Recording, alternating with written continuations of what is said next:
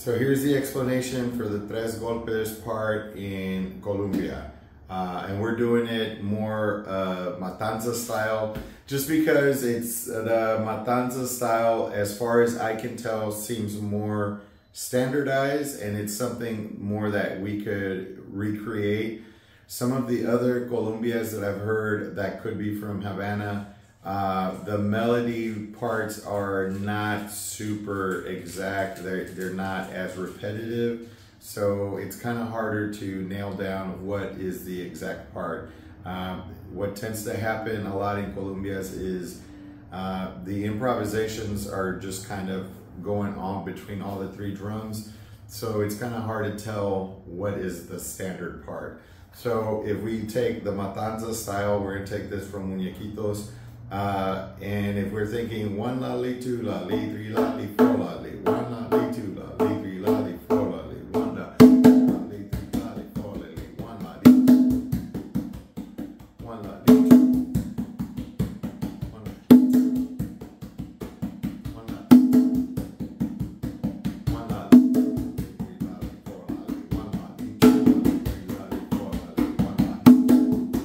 Right, so that would be, if you're thinking of it in as 4/4 with triplets. If you're thinking of it in 6, 1 and 2 and 3 and 4 and 5 and 6 and 1 and 2 and 6 and 1 and 2 and 3 and 4 and 5 and 6 and 1, 2 and 4 and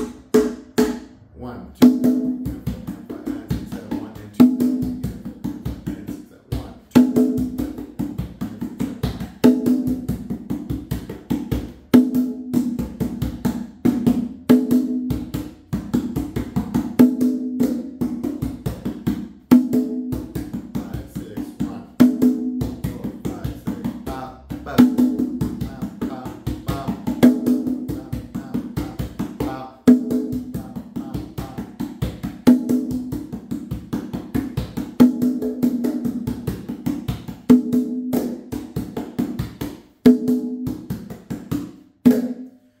So that's how you're keeping the open tones where they're at. You're adding other notes in between. You really do want to make them sound like phrases, not just like rambling on. Of course, I'm trying to sing clave and keep the time and all this stuff, but that's really how we're keeping these intact, is really by the open tones. All of the other stuff, you're welcome to just have something. You could literally go 1, 2, 5, 6, 1, 1, 3 lali, 4 lali, 1 lali.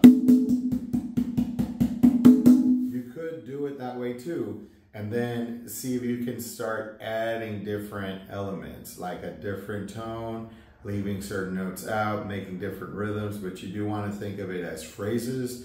You do want to think of it as interaction. So in other words, the open tones don't move, those are static, and everything else is up for interaction, where you're potentially talking back and forth with either the tumbador or the quinto, or really anything. But that's those